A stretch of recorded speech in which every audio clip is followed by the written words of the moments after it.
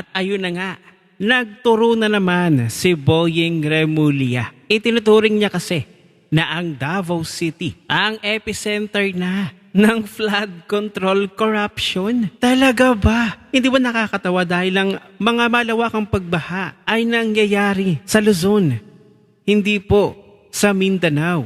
Boyeng Remulla. Dahil dyan, may pagsupalpal si Congressman Pulong Duterte. Pero bago tayo magtungo dyan, eto muna ang video ni Boyeng Remulla. Panoorin natin.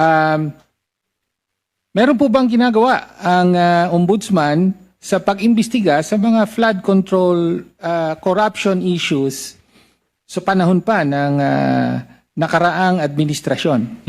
Duterte na naman. Opo, at Opo. hindi lang humadali talaga sapagkat sabihin natin, ang epicenter po ng flood control bago ho dumating ang Marcos administration ay Davao City. Ay, Ang ecosystem of corruption po mabigat. Mahirap pong pasukin. malala. Mahirap pong kumuha ng impormasyon.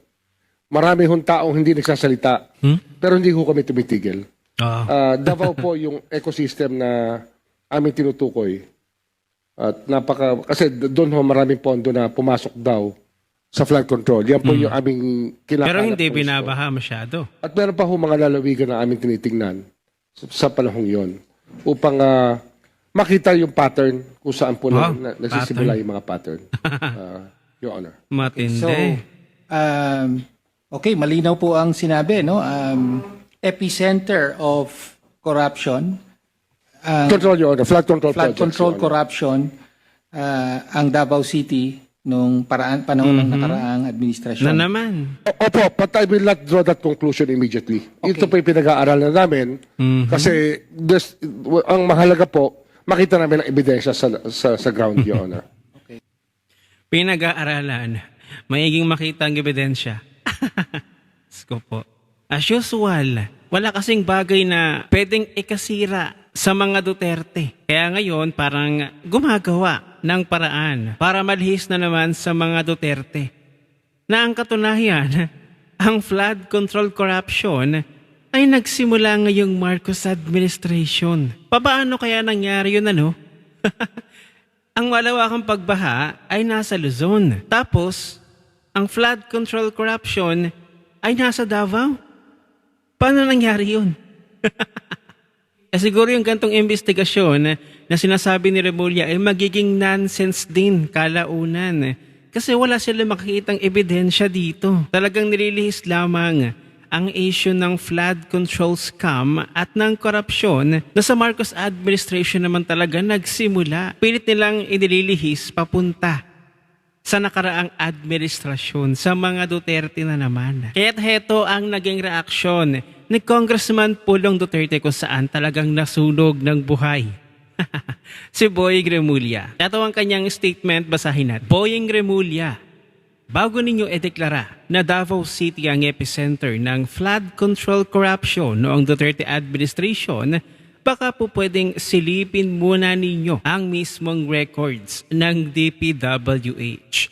Nang maupo ako bilang congressman ng 1st District of Davao City noong 2019, DPWH 11 furnished me a copy of its list of completed projects covering 2020 to 2022. I have my copy.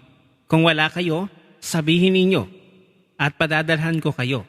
Para pare-pareho tayong may binabasang dokumento bago magbitiw ng mabibigat na akusasyon. At kung i-imbestigahan ninyo ang Davao, dapat hindi lang during my term po ha. 2019 lang po ako naupo na congressman sa aming lugar. Long before I became congressman, Nograles po ang congressman sa aming distrito. Kung seryoso tayo sa paghahanap ng katotohanan, walang dapat piliing taon, pangalan, partido o administrasyon.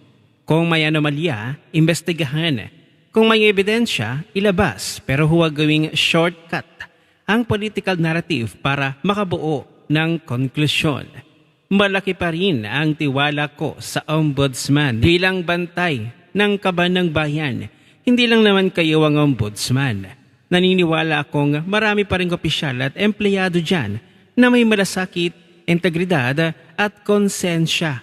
para sa bayan. Kaya sana, Jesus Crispin Remulla, huwag sana tayong padalos-dalos sa pagbitiw ng mga salita at baka ikasisira lang ito sa kredibilidad ng institusyon, lalo na at nasa pag-iimbestiga pa lang kayo na stage. Ang ombudsman ay dapat naghahanap ng katotohanan, not convenient villains. At kung Davao ang tinutukoy niyong epicenter, then show us the complete records. Lahat ng taon, lahat ng proyekto, lahat ng pangalan, walang pili.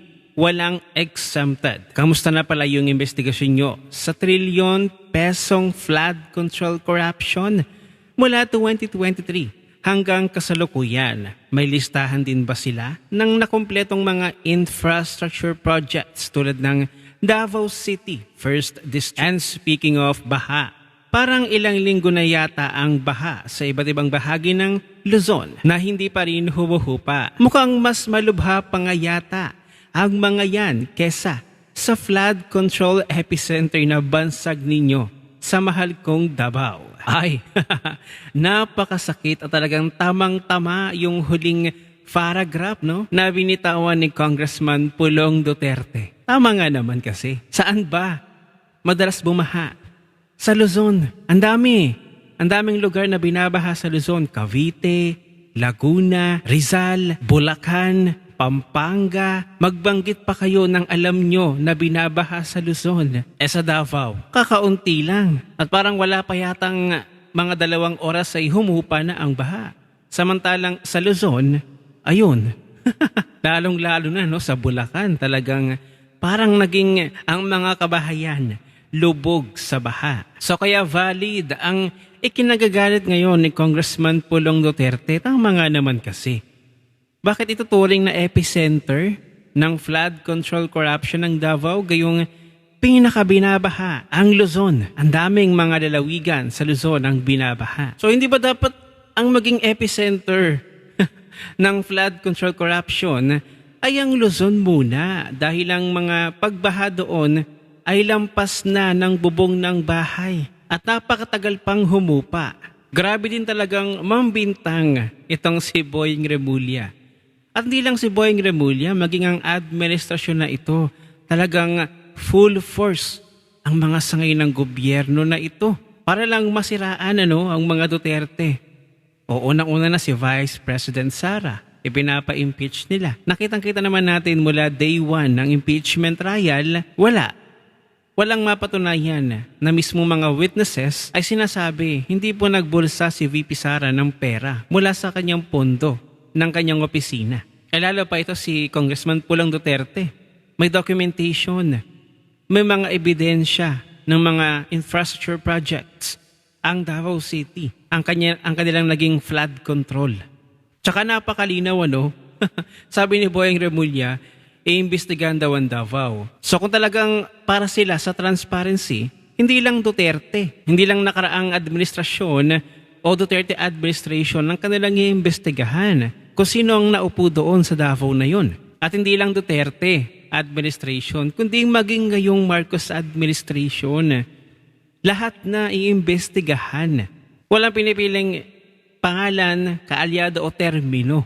Kapag nangyari na si Congressman Pulong Duterte lamang ang iimbestigahan, alam na, selective lang. At talagang ang punteriya lamang ay masiraan ang mga Duterte. Ano ang inyong opinion? I-share mo na ang video na ito. Mag-iwan ng comment at like yan sa ibaba at magkita-kita ulit tayo sa susunod na video.